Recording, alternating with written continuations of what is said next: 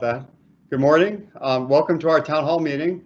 I'm joined here this morning with our senior management team. I'll introduce all of them at the end.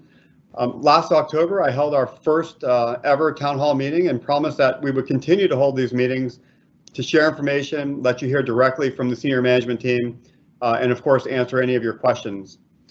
Now, while we all hope that the start of the new year will let us put 2020 behind us, the challenges of 2020 have certainly continued into 2021, and it's probably fitting that today is Groundhog's Day. But like last year, you've continued to adapt and manage your work so that we can continue our critical work supporting the community. So let me start by saying thank you. Today, you're going to hear from three members of the team. First, we have Derry Moten, our Manager of Employee and Organizational Development, who will discuss our ongoing racial equity and diversity and inclusion projects. Then we have Andy Levine, our Manager of Information Systems, who will discuss our cybersecurity efforts and our information technology roadmap. And finally, you'll hear from Sophia Skoda, our Director of Finance, who will talk about our FY22 and 23 budget process. I also want to thank everyone who submitted questions in advance.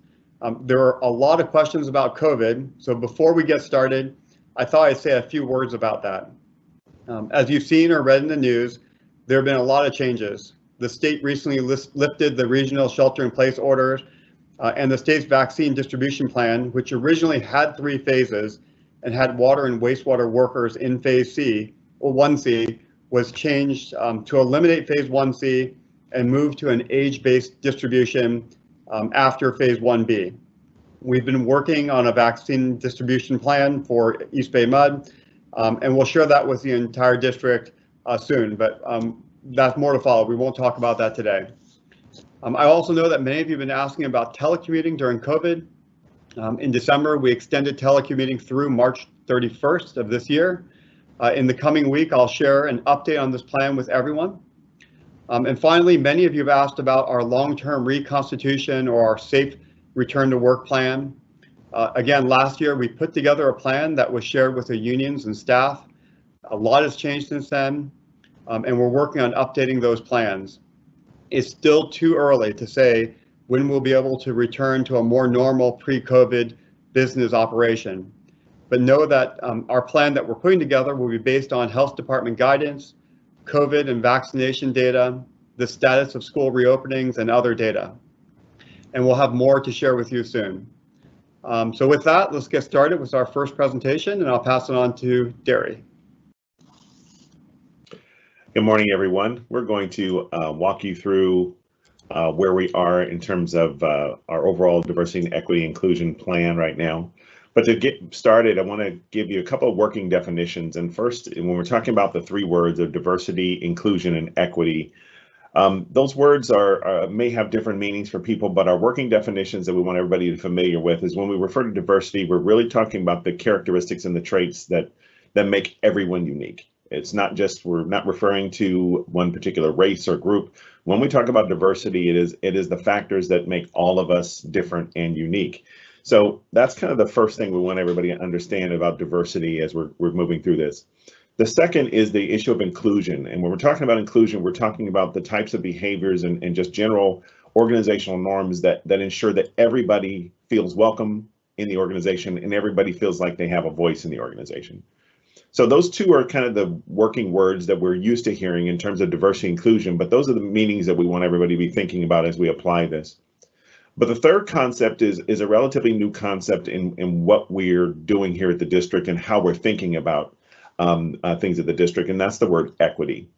And specifically, equity is going to be the fair treatment, access, and opportunity and advancement for all people. And in doing that, we want to make sure that we're striving toward identifying and eliminating any types of barriers that have prevented the full participation of any of our groups. So to help that understanding, when we talk about equity, we're talking about something a little bit different from just equality. Equality would be treating everyone the same. Equity is trying to make sure that we have fairness by leveling the playing field and making sure that everyone does have equal access to opportunity. And key to this definition is making sure that we're looking at how we eliminate barriers when we discover them. And again, it's not just looking for barriers and just to do work, but to actually look and do kind of a research-based approach toward identifying what have historically been barriers to different groups of people when it comes to equal participation in the organization. So when we think about the two projects that we have number one, the Racial Equity and Justice Project, and number two is the development of our Diversity and Inclusion Strategic Plan. And so we're going to kind of give you kind of an overview of both of those really briefly. For an expanded view, we have an expanded presentation that we do for the board once a month, the first board meeting of the month. But to look at Racial Equity and Justice Project, that project was created from the resolution by the board, which identified 8 strategies for us to address in order to address racism and bias. Right now, we have 3 active task forces, which are working on 4 projects. Project number 1 is listening to employees. How do we have a systematic, ongoing process for giving employees an opportunity to kind of voice their their thoughts, concerns, and also celebrate successes. Number 2 is implementation of new protocols to support employees that face bias, profiling, and racism from customers. And number 3 is how do we engage our internal security and law enforcement officials in dialogue about how we engage communities of color, and also about police reform long term. So the status of these 3 projects, the listening process, we have been working with the Black Employee Network. They have an ongoing series of listening sessions, which are really just kind of gatherings for employees who are involved in that affinity group to be able to connect, to have dialogue.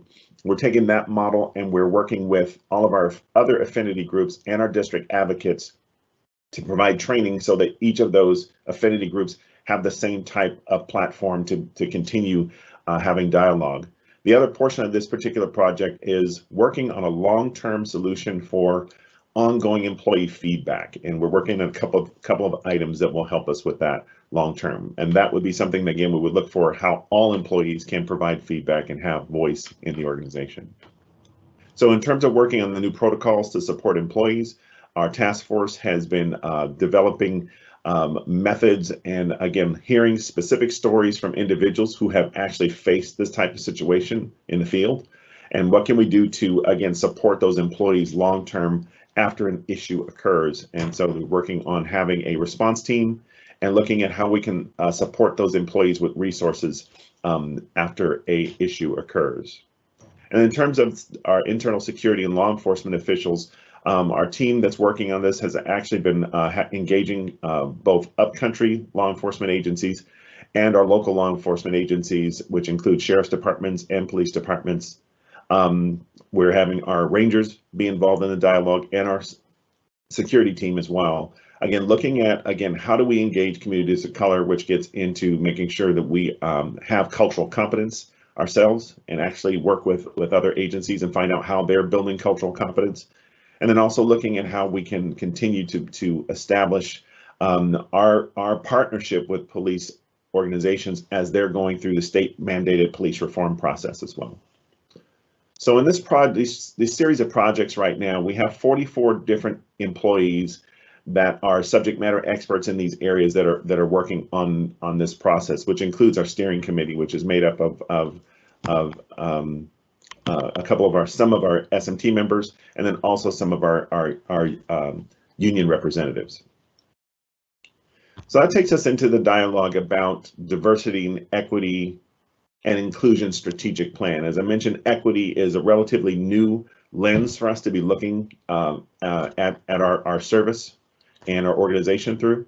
And we have a consultant called the Winters Group that's been leading the senior management team and a cross-functional core team of 31 employees through a process of kind of 3 tiers. And number 1 has been providing racial equity training.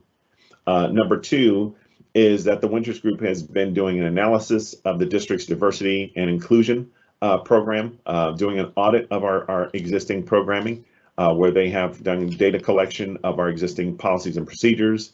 Many of you may have been involved in focus groups that the Winters Group offered. And then also there was a district-wide survey that went out to ask people's understanding and thoughts about diversity, equity, and inclusion.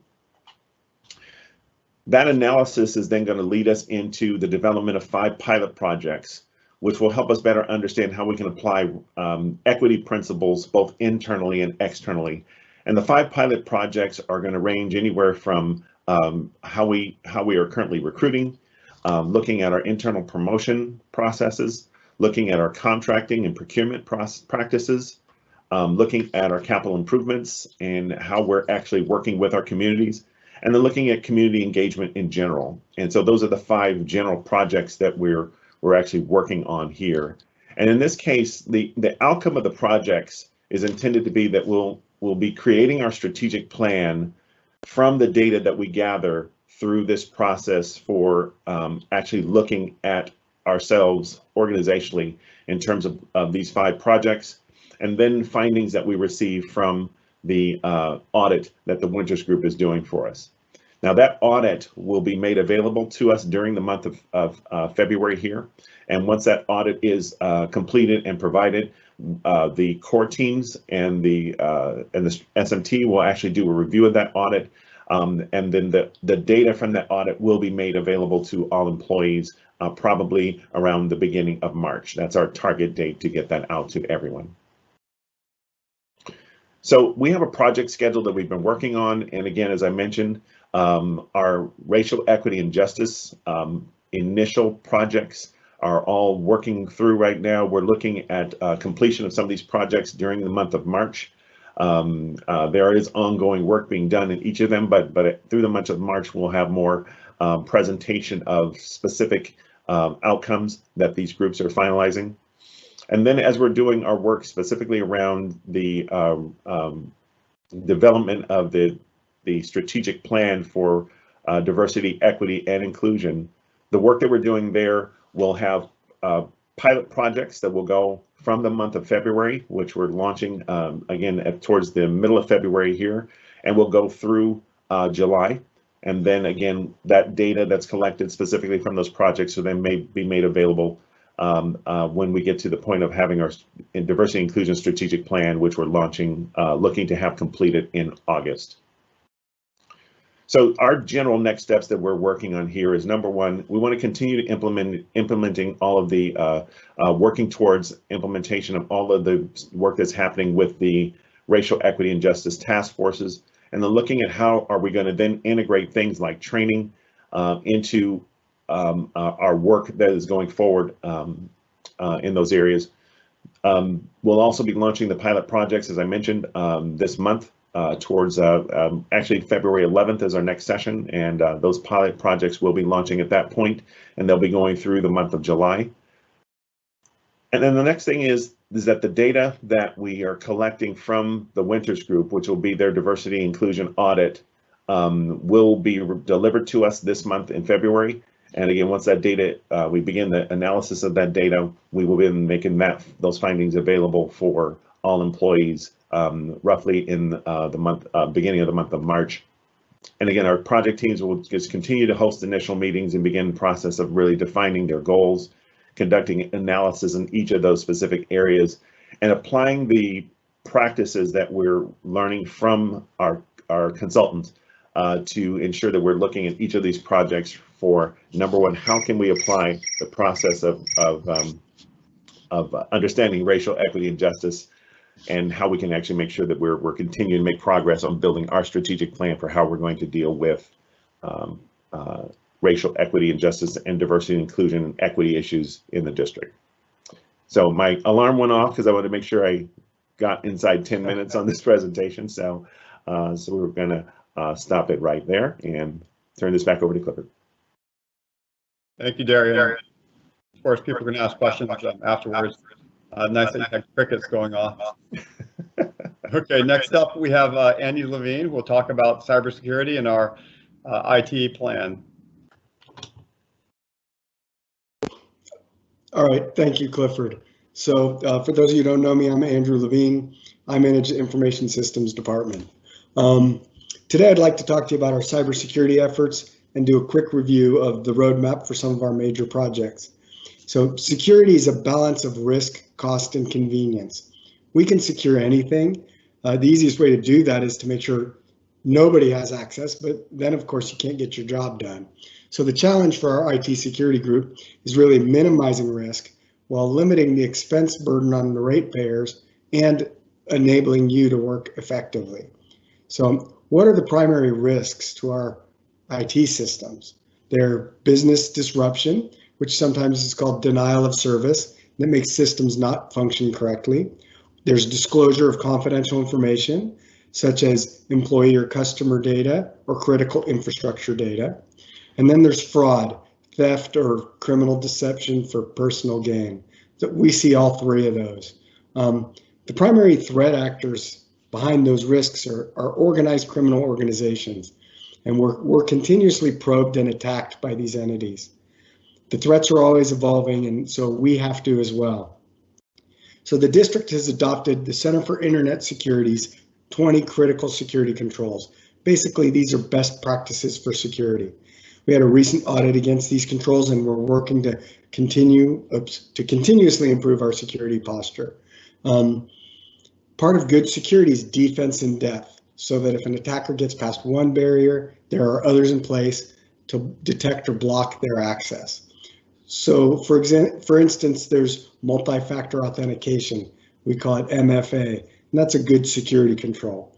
MFA is a method of logging in that requires you to have something that you know, like your ID and password, as well as something you have, like a phone or a key generator. And that way, if someone learns your ID or password, they still can't get in. So that's a great example of defense in depth. And if you listen to any of our monthly ISD Tech Talks, you may have heard Andy Zito mention that Microsoft says 99.9% of the breaches they see would be blocked if people used multi-factor authentication. But going back to the balance, there are downsides. MFA hardware costs money, the software costs money, it increases the complexity of troubleshooting and maintenance, and it can be inconvenient for you. For example, where you can't access the system if you don't have your phone with you or it's not working. So these are all parts of the Security Balancing Act. We've been using MFA for some time for remote access, and more recently implemented it for Office 365 and Teams. And there's a reason for that. The reality is the weakest link in security is us, it's the users. And that's why the most common and successful hacking attack vector is phishing. And we had a recent phishing attack that was significant in December. A hacker sent emails using an employee's credentials. These credentials were likely stolen from a website where an employee reused a password. It's one of the reasons we ask you to not do that, and we change passwords frequently. In fact, anyone who fell for that phishing email was directed to a website that tried to steal their credentials as well. So many of you reported it to ISD, but some people did follow the link and divulge their credentials to the criminals. That's why we do phishing tests, and that's why we do phishing training. But because of the monitoring and defense systems we have in place, our systems and security staff were able to quickly locate and neutralize that attack. We did do a thorough assessment to ensure there was no additional damage or access, and out of an abundance of caution, we asked everybody to change their passwords. So going back to MFA, you're all familiar with the Microsoft Authenticator that we have used as part of our migration to MS Office 365. So let's talk more about the Office 365 migration and also other major IT projects on our roadmap. So the staff in the Digital Workspace Solutions Group is leading that migration, moving much of our IT infrastructure to the cloud. So last spring, we implemented Teams as the pandemic forced us all to work remotely, and it's become a critical part of the district's daily business. More recently, we rolled out the Office portal. If you go in any browser to office.com and log in with your district email and password, you can access Office applications, Word, Excel, PowerPoint, Outlook email, Splashpad, and many other web applications from any phone or PC without needing to be connected to the district's network. Earlier this month, OneDrive was placed on district PCs. With OneDrive, your files are accessible from any PC or phone. In a few months, we'll move your P drives to your OneDrive so you can access those files anywhere, again, without being connected to the district's network. And earlier, maybe in the past week or so, we've rolled out the latest and greatest Office desktop versions of Word, Excel, and PowerPoint. You need to go select them and install them if you're interested, but if you don't do that, by the end of this month, we'll put them on the PC for you. You also get OneNote, and if you're an Evernote user, you can migrate your notes over to OneNote. We'll be helping work groups with large Evernote collections to do the conversion by June. By March, our email will be fully migrated to the cloud, which is mostly invisible to you, but one of the benefits will include nearly unlimited mailbox space. And by the end of the calendar year, the shared drives, your W drive, I drive, T drive, other shared files will be migrated over to SharePoint. Essentially, this will provide access from anywhere, just like OneDrive. Most of the Office 365 tools can be run in a browser, which decreases the need for hardware when you're trying to work remotely. We will, next time we do a hardware refresh, probably a couple years out, when folks get new PCs, many will get laptops instead, further enabling folks to work from anywhere. So that's Office 365 in a nutshell. We've got a lot of other big projects going on. The Splashpad is essentially complete. It's a much improved intranet supporting mobile and remote employees. You can go to office.com, like I mentioned earlier, to get easy access to it when you're not on the district's network. The web team and the web authors have worked tirelessly to get tons of content on there and will continue to add valuable information for your daily use. After Splashpad, we're also in the process of replacing 4 of our largest business systems.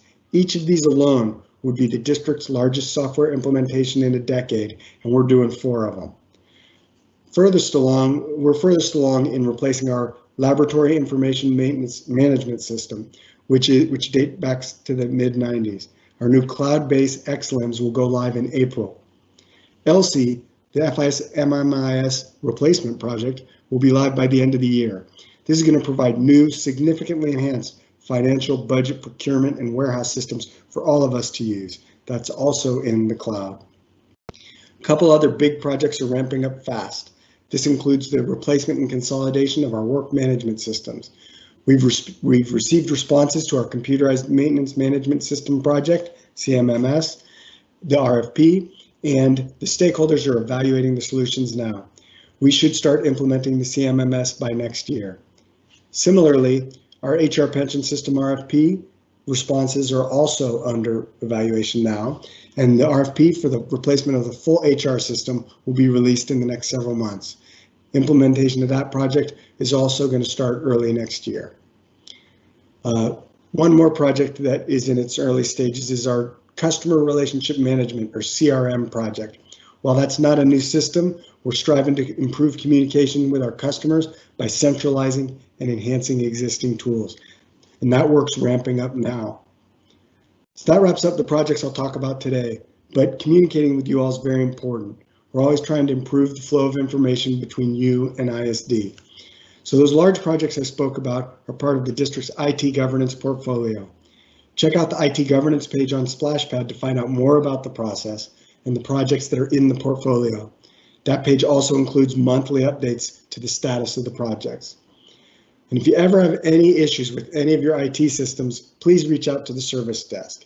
It's our job to help you do yours, and we have more projects planned and active now than we ever have before. I know our amazing staff is going to be delivering all sorts of great tools to you in the months and years to come. For systems administrators, we're looking to reboot our old system administrator group to ensure everyone's on the same page about the many changes going forward. I also highly recommend you watch our new Tech Talks. This month's talk is all about the Splashpad, so watch out for the announcements of that. And all the old Tech Talks are available on the Splashpad as well. Lastly, if you ever have any questions or comments about anything IT, please don't hesitate to reach out to me personally. We very much appreciate your support in trying to bring you the IT services that you need to do your job. Thanks. Thank you, Andy. Next up, we have Sophia Skoda, and she'll talk about the fiscal year 22 and 23 budget process. Good morning, everyone. Sophia here, and I think Christina's got my slides, and we sort of took a subset of the slides from a presentation that we made last week to the board of directors in our very first budget workshop for this particular cycle, and we thought it would be a good opportunity today to sort of share what we shared with the board and where we're headed at this point. So with that, we can move to the next slide, which just shows an outline of the actual budget process. And so it shows kind of a circle that is a wheel that represents the 2 years. Sorry, Christine, are you looking to move to slide 2? I think it's down at the bottom. Yeah. Well, why don't I just talk I'll keep going and you know, we can move to the slide that we need to move to. So the budget process is really a 2-year budget. So when we adopt rates in a budget, we adopt the budget and the rates for a 2-year period. So this graphic, now that we have it up on the screen, shows in the darker blue the year 1 and the lighter blue the year 2. So in the first year, we're looking at assessing and evaluating what are our goals and needs relative to our strategic plan and all of the feedback that we've received from staff and the board of directors over the previous cycle.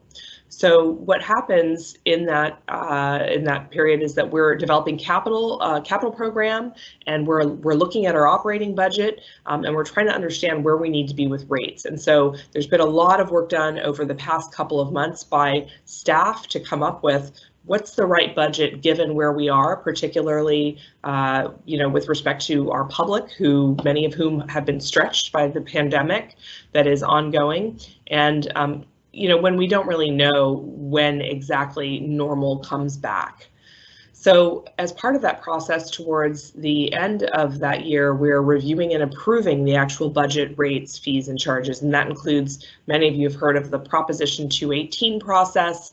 And Proposition 218 was passed by the voters in California in 1997 and is now actually codified in the California Constitution, and basically says that we can't subsidize one customer's bill with another customer's revenue, and the need to really demonstrate that in a robust way, and to provide a lot of notification in advance of any increases in fees, rates, or charges to the public that are property related.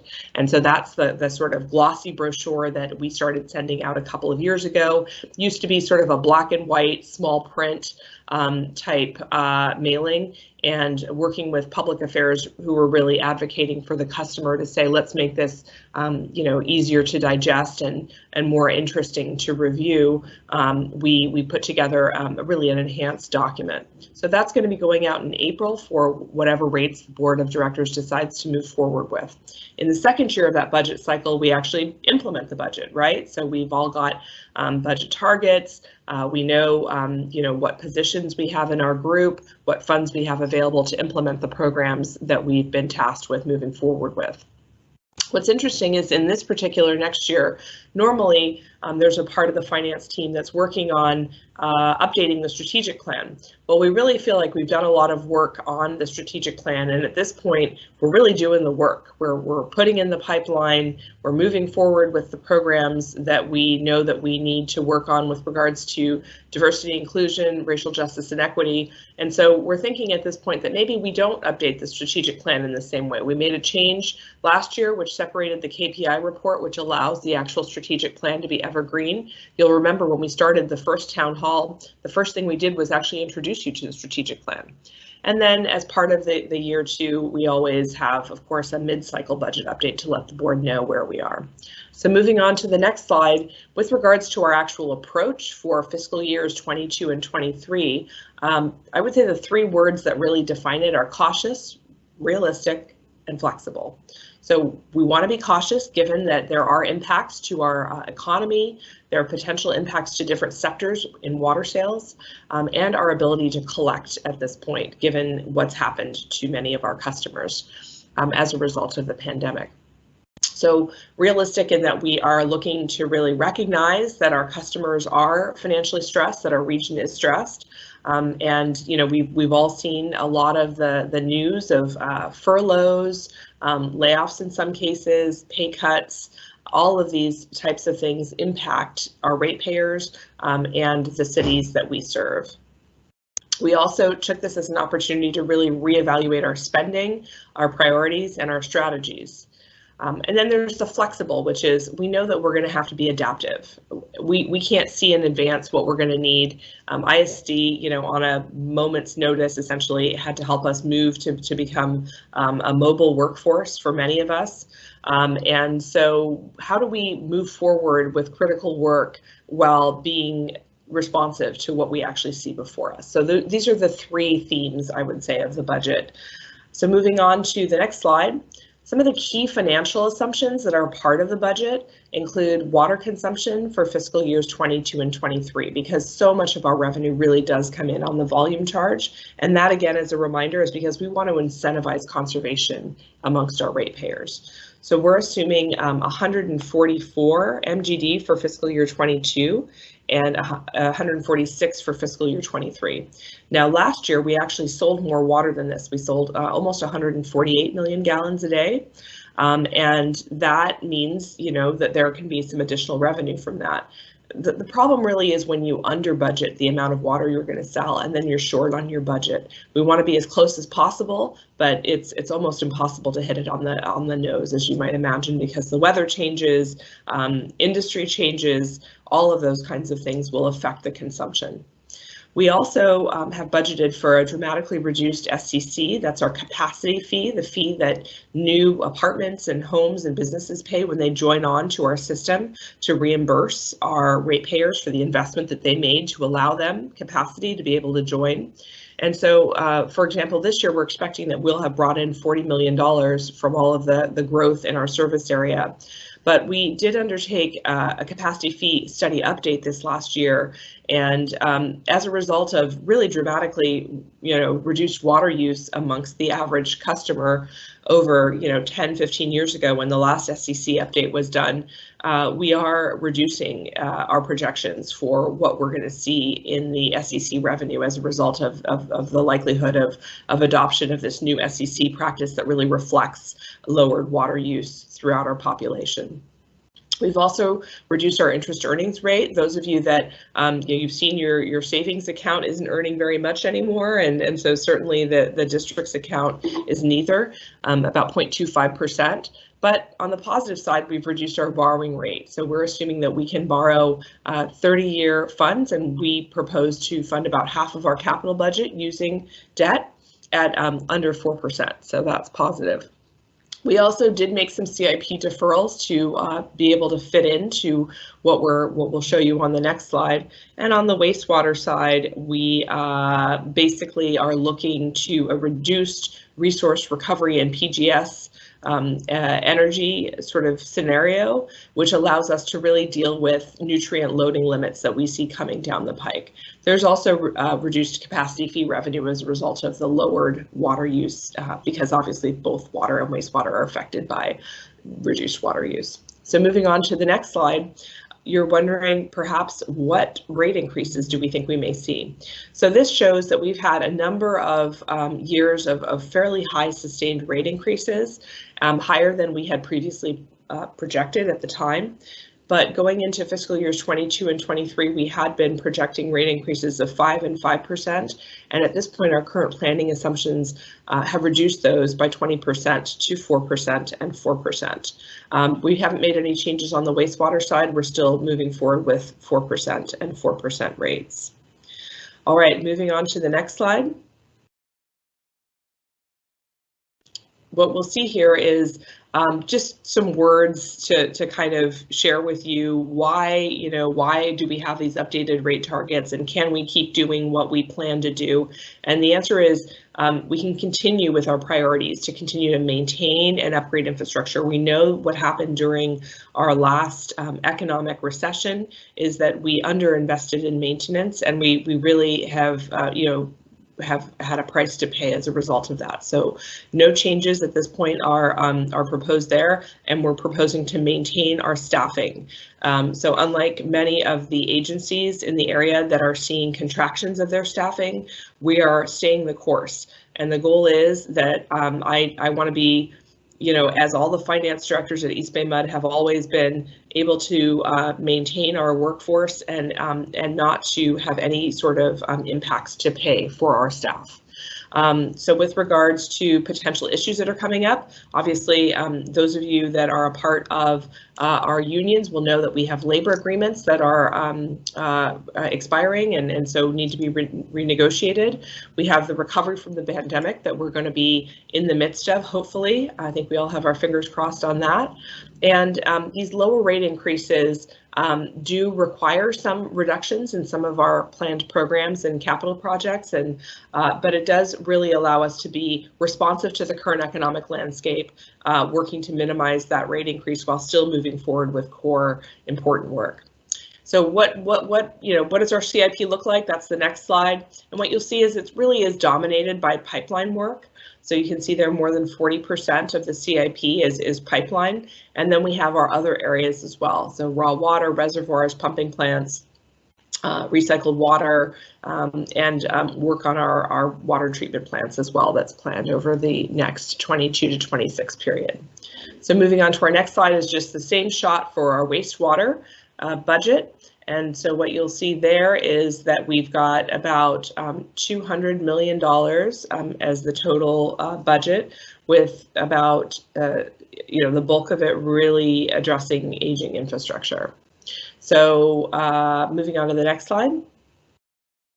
In summary, what we would really say is that our proposed rate increases at this point and what we've shared with the board, and we'll be coming back to have more discussions on March 23rd, we believe allows us to maintain water affordability in our area through lower rate increases than we had previously projected, but again allows us to move forward with maintenance, with the key infrastructure investments that we need to make with our diversity and inclusion master plan, implementing the board's racial justice and equity resolution that they passed last summer, and actually also allows us to make some enhancements in our affordability efforts. And Andrew Lee, my colleague on the SMT, will be presenting a workshop for those that are interested this month on our customer assistance program, where we are and where we see ourselves going. Again, we are maintaining staffing levels. And this just shows the 4% rate increases, again, on the water side below what our projections had been. My last slide just shows the schedule for those of you that are interested. So we held our first budget workshop. The next one, as I said, is on March 23rd. And then we've got a budget workshop that's planned also for April 13th, which if we are able to make decisions on the 23rd of March may get canceled.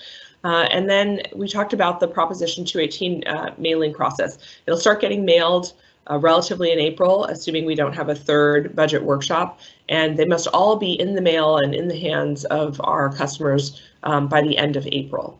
We will file our general manager's rate report in May, and then at this point, the public hearing for all of our rates and charges, which underlays our finances, is scheduled currently for June 8th. And then those rates would go into effect on July 1. And we'll have a time later for question and answer. And again, as Andy Levine had said, please contact me, contact anyone on our finance team if you have concerns or questions about anything. We're a team, and I know that it's helpful for you to understand the financial piece of things so that you can do your job well. And we want to make sure that we're providing you the information you need to be able to do that. Thank you. Thank you, Sophia. Thanks, Andy. Thanks, Jerry. So now's your opportunity to ask questions. Like I said, I'm joined by the senior management team, and just looking at the questions that are coming in, you're going to hear from a number of them. And also, like I mentioned, we received a number of questions in advance, so I thought I'd just address a few of them. The first one, there's a lot of questions about vaccines and the continuation of telecommuting, and like I said earlier, we're going to provide more information later. But specifically on telecommuting, and will it get extended? It's too early to change our plans. We will be extending past March 31st, but more details on how far we're going to go out will come in the coming week. There was another question about emergency paid leave, and will that be extended through 2022? I think, as everyone here probably is aware, but we recently extended that through June of 2021, and it's still a little too early to extend it again. We'll look at this in the coming months, and if it's necessary, we'll decide on whether that gets extended or not. Next up, just to mix up a little bit, this question will be for Marlene. But there was a question, is there federal state funding to offset the cost to the district related to customers who are not able to pay their bills? In the past, this funding may not have been available, but there may be changes related to COVID. Good morning, everybody. For those of you that don't know me, I am Marlene Dumaine, and I manage the Office of Legislative Affairs on behalf of the district.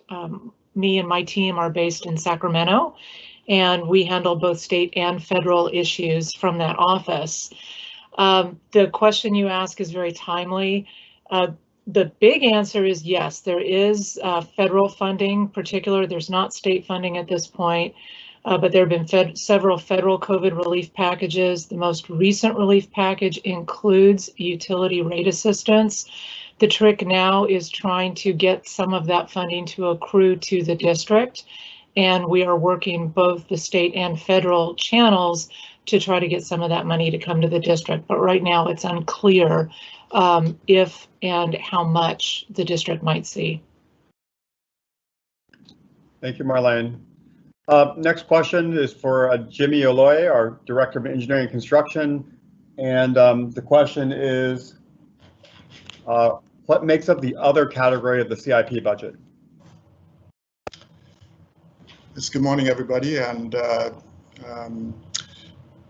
the other category in the CIP budget are basically items that are not water facility assets in the CIP. So if you notice, there was pipelines and pumping plants and raw water and reservoirs, and those are all physical assets for ensuring that we deliver water. So the other category includes other elements that we have in our capital program, such as fleet vehicle purchases, improvements at our recreation facilities, work management system updates, so all of the FIS, MMIS projects, the work management system projects, all of the IT type projects, those are also included in there.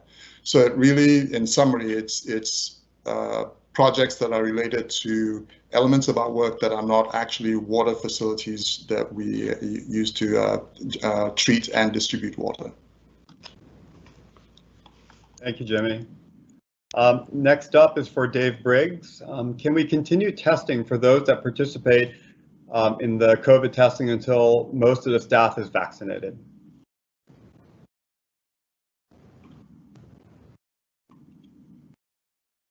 Can't hear you. Can't hear you, Dave.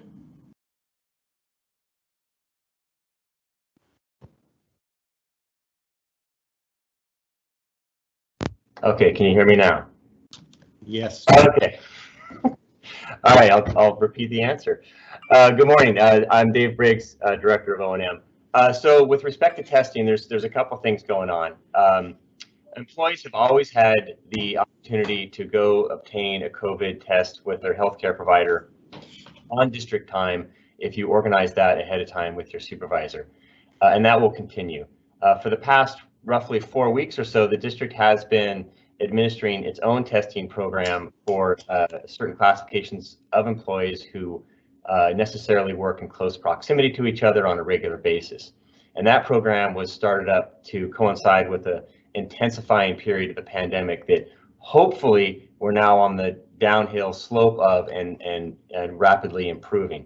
That program will likely conclude either this week or next week or shortly thereafter. I want to see some of the data that'll come out today from the state to see how well we're doing in the counties that we operate in. So the district administered testing program will likely roll off here in a week or two, but the base program we've had since the pandemic began back in the spring, where an employee can go get a test on their on district time if they prearrange that with their supervisor, that will always be there. So hopefully that answers the question. Thank you. Thank you, Dave. Next up, we have a question for Derry. Will the preliminary and final versions of the Winters Group assessment be available for employees to review, and how will this information be communicated to employees? Yes, the data from the Winters Group, as soon as we receive the preliminary data back from them, we'll be actually starting our analysis on that. Once we actually see the format of that, we'll be then translating that information and making the final report available to all employees. Our target right now is in March. The Winters Group is supposed to be providing us that data mid-February, so we want to have that out to employees by March. What we will be doing is we'll make the report available on the splash pad, on the diversity inclusion page of the splash pad, and employees will be able to access that. And the communication for that will go out from the steering committee once that is available. Thanks, Terry. Next question is for Andy Levine. With building 4 new projects, existing ones are oftentimes forgotten, and getting updates is difficult or impossible, and the phase 2 enhancements seem to never happen. How are you planning to do this work and update existing projects which are out of date and have JIRAs for fixes? It's a good question, and really the answer is that everything's a balance. And as I mentioned in my talk earlier, you can think of for security, there's cost, there's risk, and there's usability. So with a lot of these things, we were just trying to do the best we can with the resources that we have. The district spends over $100,000 a day on IT. It's already very expensive. And you saw with Sophia's presentation how important it is that we keep our expenses reasonable so that it's not too big a burden on ratepayers. So the reality is we have to make tough choices. We will attempt to do the work that's the priority of the district, but we are not resourced to get everything done. So we need your help in making those smart decisions on things that need to be done versus would be nice to have. So to the extent we're missing something, again, please reach out and talk to us. We want to make sure we're doing the things that we need to do as much as we can.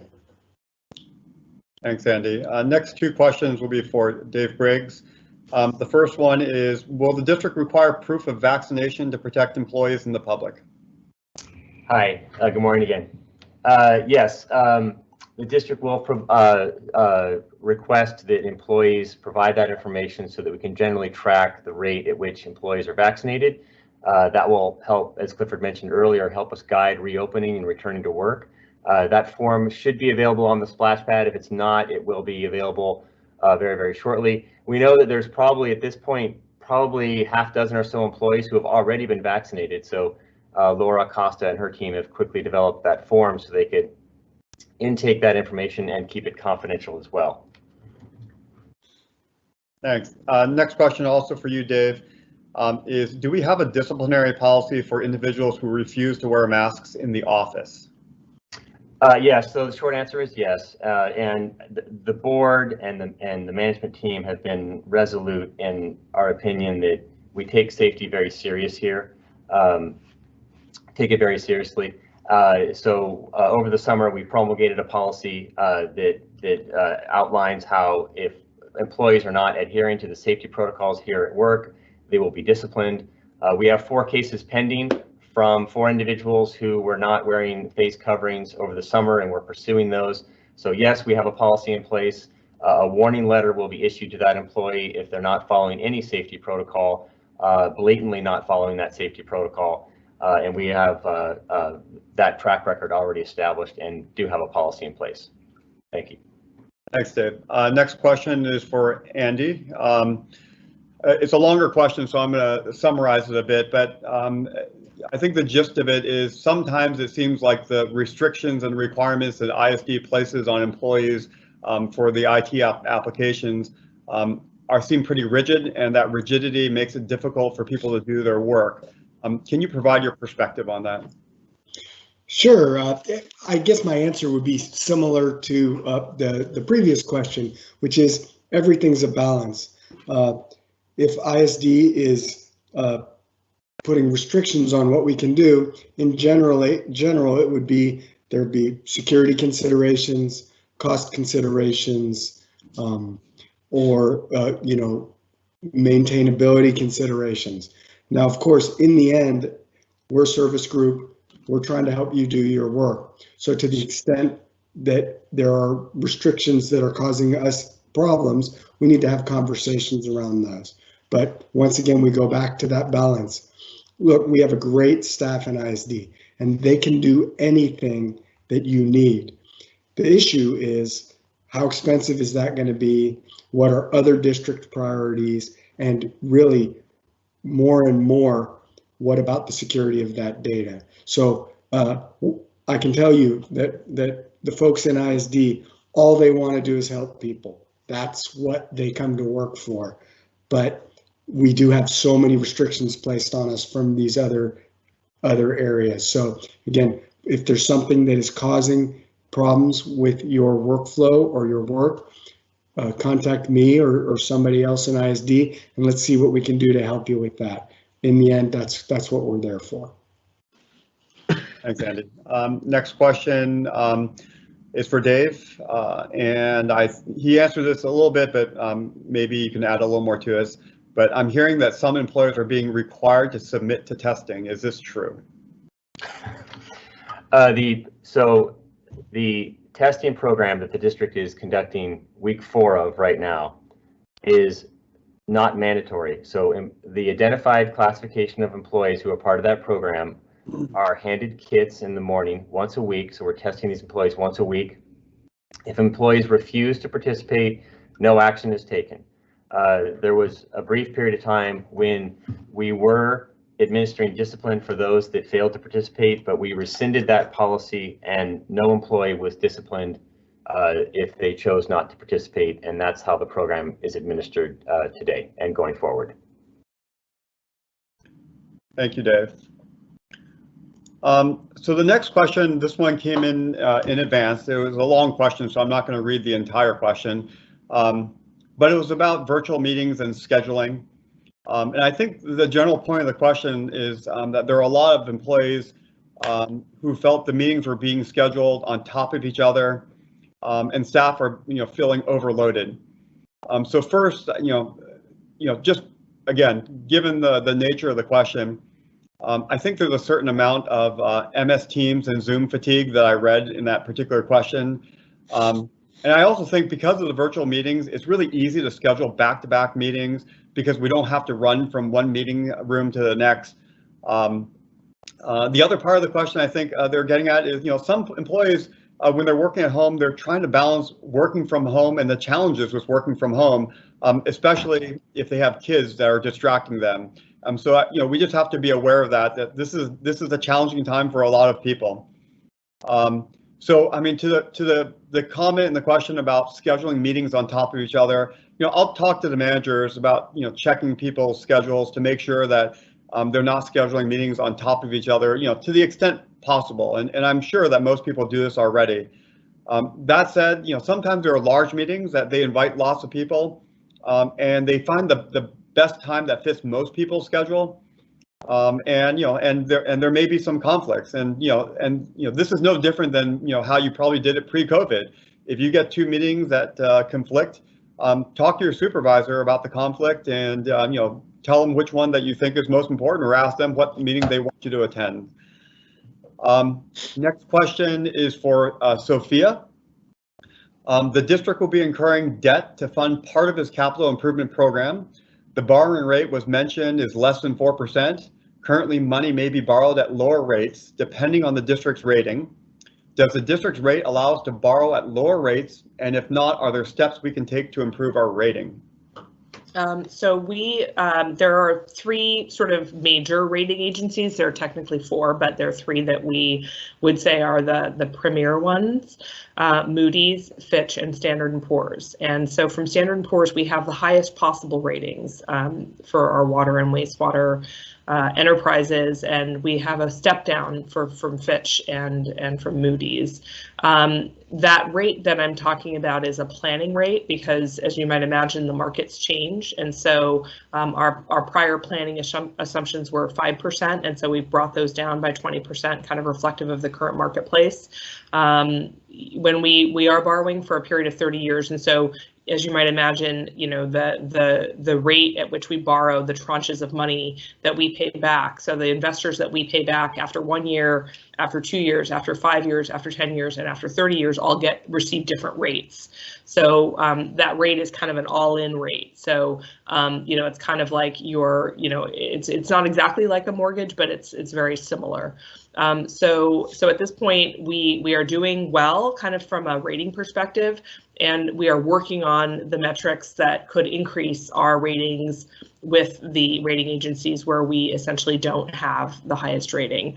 And the ways that we're working on that is by bringing down our leverage, by bringing up our what we call debt service coverage, and also by you know, trying to make sure that we show that we're fiscally prudent and that we take care of business essentially from a financial perspective. But you know, that rate that we're talking about, while it allows for market fluctuation, certainly if today we sold bonds for 30 years, we would expect that it would be under 4%. But we have to put in a number for 2 years that we would feel comfortable with, and so that's where that number comes from. So hopefully that answers your question. Thank you, Sophia. Next question is actually the last question I have, is for Dave Briggs. Can an employee cover the top and entry of their cubicle work area? Hi, can you guys hear me okay? Yeah. The short answer is there should be no need to do that. Obviously, we're not alone in the situation where we're trying to manage a workforce in an office environment and keep them safe. There are guidelines for this. There are site-specific safety plans that govern how you run your HVAC system, how you keep employees spatially distanced, extensions and cube walls, plexiglass that you've probably seen around the district as we've already modified many workspaces throughout the district for those employees who are here.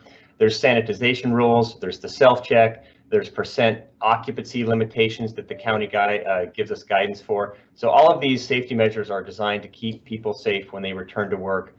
We would, of course, phase our return to work over time, as Clifford was mentioning. So we will modify spaces as necessary, as consistent with county guidelines, but there's no need for people to fabricate their own system. We will take care of that and keep everybody safe. And really, if there's one metric that we keep track of, especially me, really keep focused on, and that's the amount of employee to employee transmission of the virus at work. And we have done an incredible job. You have done an incredible job minimizing that. It's exceedingly rare that happens at East Bay MUD, and it's because of all these safety protocols. So we will keep focusing on that. We will keep the workspace safe.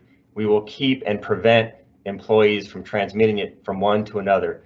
We will focus on that, whatever type of manner it needs to be, whatever type of way, whether it's a physical modification or a behavioral practice or cleaning or all the above. Of course, wearing face coverings at work is going to be here for the foreseeable future. So it's these suite of actions that's going to keep everybody safe at East Bay MUD. But no, there's no need to modify your own workspace. Thank you. Thank you, Dave. I don't see any more questions, but we didn't have questions for all the SMTs, so I thought I'd just do a quick round robin before we end this town hall meeting. And I'll go in reverse alphabetical order. So we'll start with Kelly Zito, our Manager of Public Affairs. Again, just to say hello to the group. Hi, everybody. Can you see me? Good morning. I'm Kelly Zito, Head of Public Affairs, and it's great to kind of see everybody. If you have any questions for me following the meeting, just shoot me an email. Thanks. Thank you. Next, Eileen White, Director of Wastewater. Good morning, everyone. I'm Eileen White. I'm the Director of Wastewater, and it's been a good town hall meeting. And just wanted to say thanks to all the staff who worked overnight in response to the storms. Thanks, Eileen. Next, Mike Tognolini, our Manager of Water and Natural Resources. Good morning, everyone. I'm Mike Tognolini, Director of Water and Natural Resources. happy to answer any questions in the future, or reach out to me directly if you have questions about our water and natural resources program. Thanks, Mike. Next, Craig Spencer, our General Counsel. Good morning, everybody. Sorry, my video is not working, but just wanted to commend everyone on the hard work and the safety measures that you have taken. Thank you, Craig. Next, Andrew Lee, Manager of Customer and Community Services. Good morning, everyone. I just want to thank you for all that you do in responding to the needs of our customers, and appreciate everything that you put in there. So thank you. Next, we have Janetta Johnson, the Assistant to the General Manager. Good morning, everyone. Good to see all of you this morning. Thanks, Janetta. Next, Risha Cole, the Secretary of the District.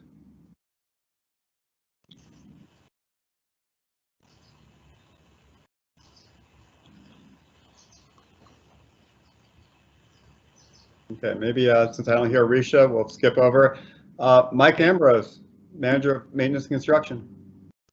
Morning, everyone.